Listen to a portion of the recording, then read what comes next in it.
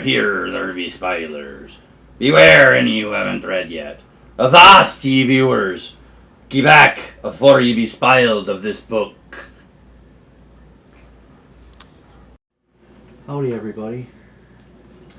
Graz back to do episode 4 of our vacation with the Torrances.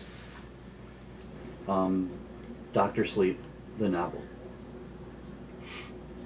It's really sad that I have to finish with Dr. Sleep, the book and the movie, because in my opinion, which you will come to find out, this is much weaker than The Shining in every way.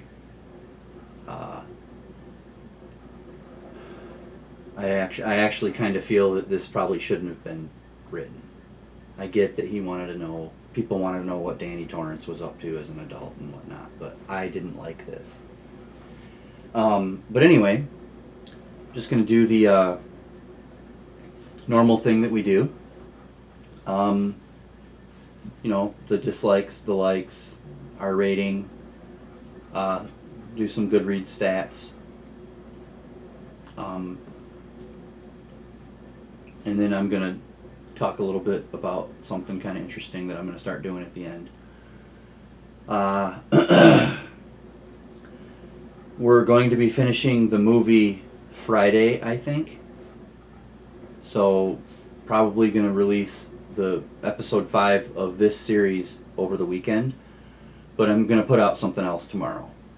Just haven't decided what yet. Mickey's saying hello. I know everybody likes him. He's got his fan club. He's saying hi. Anyway, let me just get into it, I guess, so that I don't talk as long as I did the other day for the Shining book. I was passionate about that. I'm passionate about this one as well, but in a different way. So, anyway, I think the best thing about this book is both this edition that I have here, which is the Hodder and Stoughton hardcover special edition. And then, as you will see when you spot the video, the thumbnail that my daughter drew up. Pretty sad that the two best things about the book are things that have nothing to do with what's on the pages.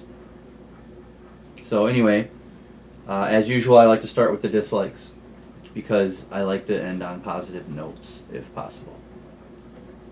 So let's get into the sequel that should never have been. Number 1, Rose's easy death. Come on. She's what? Centuries old?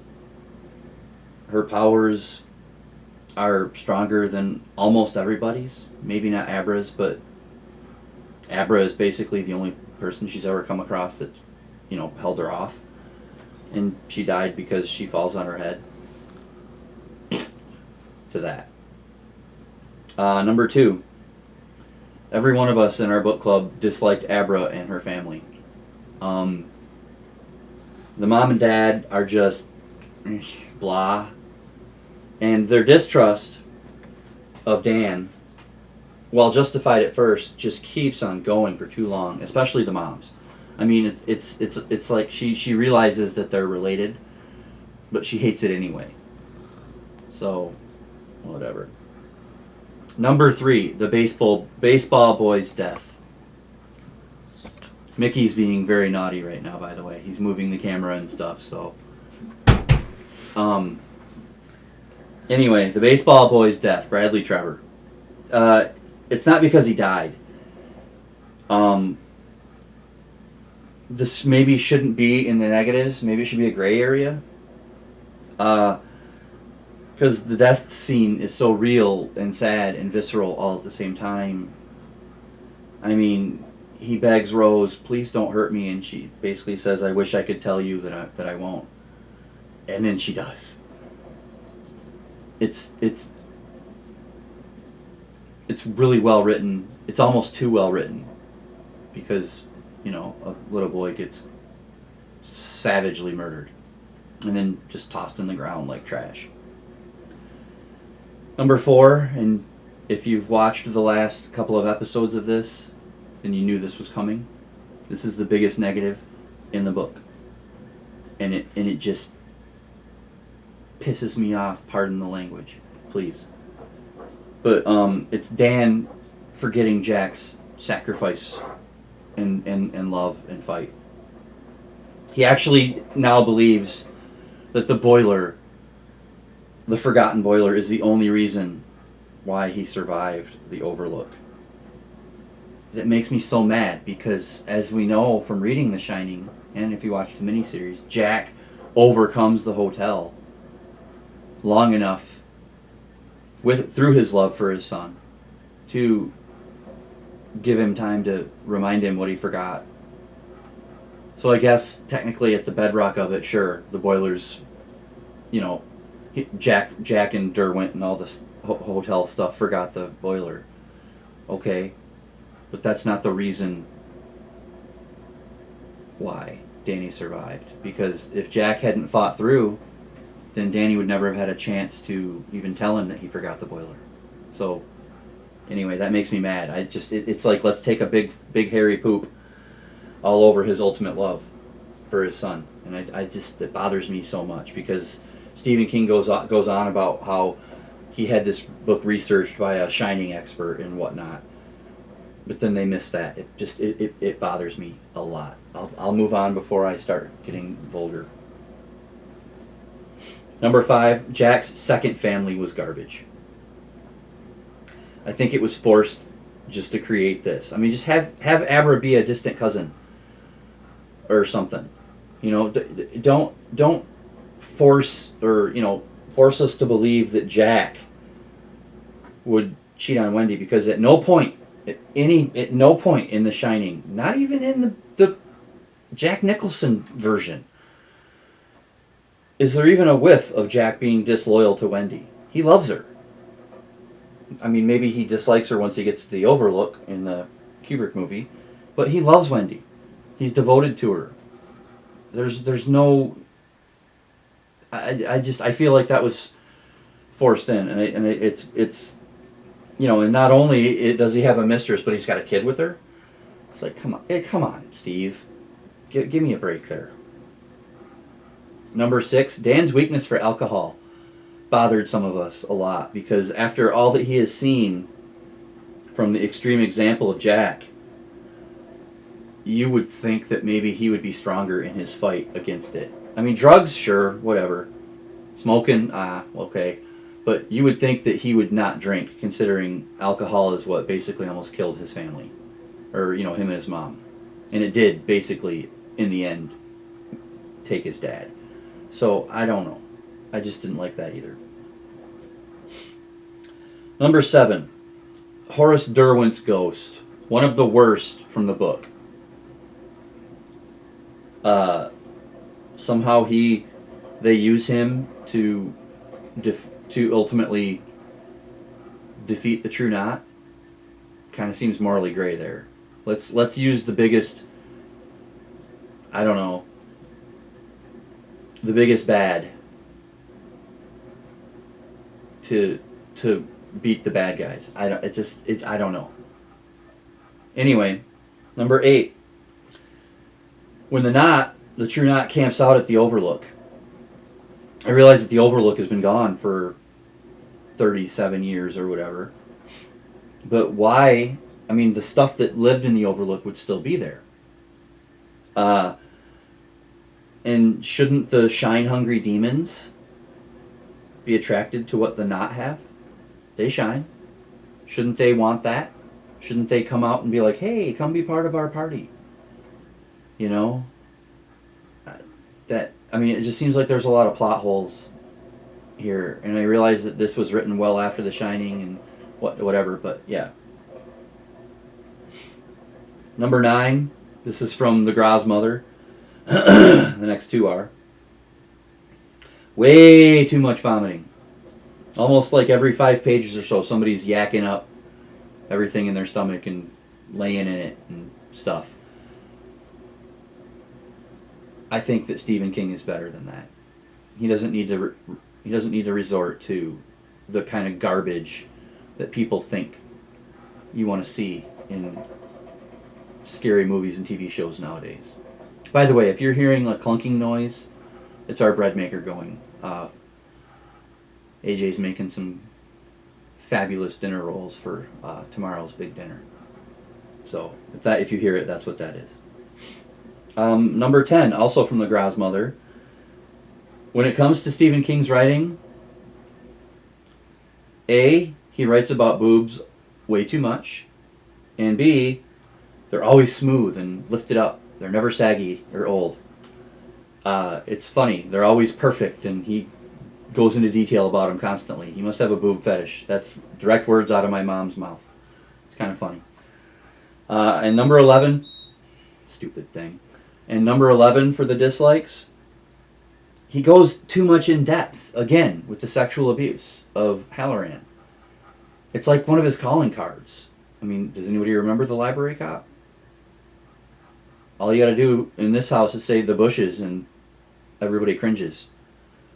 And I'm gonna use a phrase that my daughter is gonna be so mad at me for using. If you know, you know. But that's our negatives. I mean, also, I guess I could throw one in there. I think I said it as a negative for The Shining. But if the True Knot was so all-powerful and all-knowing of big shine things, then how come they never noticed Danny? Because he was a canon, according to Halloran. So, I realized that King didn't invent these guys until long after The Shining was written, but it just creates a plot hole. Because if they've been around for so long, they would have caught wind of Danny and he'd be done before he could be able to fight back. Anyway, the few positives for this. The likes. Number 1, we all kind of liked how Dan cares for the elderly people. He aids them in their final moments. You know, he helps them cross over, and so they're not scared and alone, and we really liked that. And it kind of goes into number 2, which is his big helper, the true Dr. Sleep, Ozzy, who is on this cover, this cat. And what about this cover, right? This is a gorgeous book. It's a shame that it houses such a turd. Number 3, we liked the fragile, you know, because they're Italian, of the True Knot, to how susceptible they are to very easy to control diseases of now, because, you know, they're so old they don't. Okay, I'm going to step in it here, but remember, this is my channel and my opinion pretty much. They're so old that they've never had their vaccination shots. My wife, AJ, was just like, how old are they? They're so old, they haven't had their vax shots. So they're susceptible to measles, which is what basically kills most of them. And I thought that was a really neat touch. I really did. That was pretty cool. Number 4 was Halloran still being around and teaching Danny about the how to do the lock boxes on the ghosts. That was really cool. Halloran is a shining star. Pun intended. Before I get to the rest of the likes, I forgot, or it didn't get written down here, one of the worst things that happened in this book, other than Danny ignoring Jack's sacrifice or love for him. Wendy dies off page in a time jump. I mean, I apologize to anybody who likes this type of thing, but honestly, if there's ever an example of a tragedy happening to a character, it's this. Seriously. She dies in a time jump off screen, off page. Whatever. Anyway, back to the positives. Number 5, we really like the loyalty between the True Knot. You know, they actually feel like a really great family. They feel like a better family than Abra's. You know, they're close. I mean, yeah, they're bad guys, yes, but they're like all for one and one for all. You know, to quote, I think that's Cervantes. You can correct me if I'm wrong. But yeah, we liked that. Number 6, the lock boxes. Sorry, the lock boxes themselves are just too cool. Dan could keep them hidden in his brain and not even have to think about them or concentrate on them. You know, to keep them hidden and to keep the ghost from getting out. It's so cool. It's such a great concept, and I wish that King could use it in a better book. And number 7, which goes into my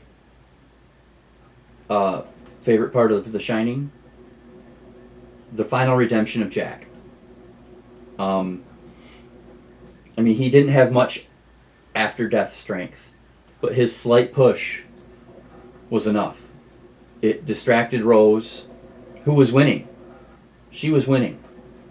And the distraction that Jack managed to give helped Dan and Abra win. He deserved this redemption, especially how they crapped on his sacrifice. So it was nice to have it included. Anyway, are we still good on time? Okay, I'll speed it up just a little bit here. I'm at the ratings now. I gave it a 3.33. AJ gave it a 4.75. Evelyn, the daughter, gave it 1.70. And the grandmother, this is one of those outliers I was talking about, gave it an 8. Add them together, divide them by 4, and you get a total rating of 4.445 out of 10. And it should be much lower, but my mom, she's an Applejack kid. She likes what she likes.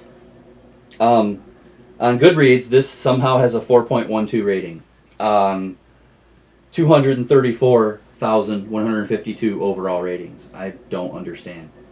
Has 21,742 reviews, and the copy we read, which I don't have a version of because it was one of the books I lost in the flood, was 531 pages. So that's Dr. Sleep. It's a turd. Read it only if you have to read everything that Stephen King writes, like we did. Now, I usually go on unpopular opinions or trivia questions, but I'm going to start rotating that. I have unpopular opinions. I have trivia questions. I just got a baseball quotation book, and somebody bought me the punniest joke book ever for dad jokes. So what I'm going to do today is I'm going to open this to a random page. I'm going to read a dad joke, and that's how we're going to finish this video. I hope you like it. Okay, random page. Just opened it. You guys saw that. Alright, this sounds kind of cute. Why did the orange juice factory worker lose his job? He couldn't concentrate. So we're going to count it there. We appreciate everybody that interacts, as always. And as always, thank you to AJ for the camera work. And Evelyn at Jack is Bored for the thumbnails and whatnot. And I will link her channel below. So, thank you everybody. And read more.